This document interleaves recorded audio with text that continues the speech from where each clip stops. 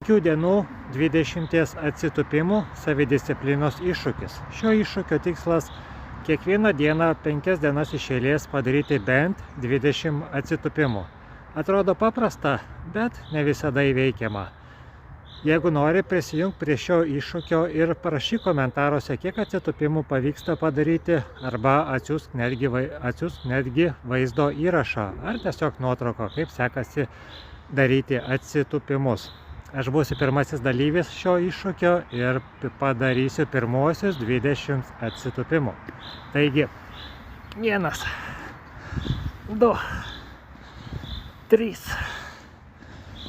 4, 5, 6, 7, 8, 9, 10, 11, 12, 13, 14, 15, 16, 17, 18, 19 ir 20.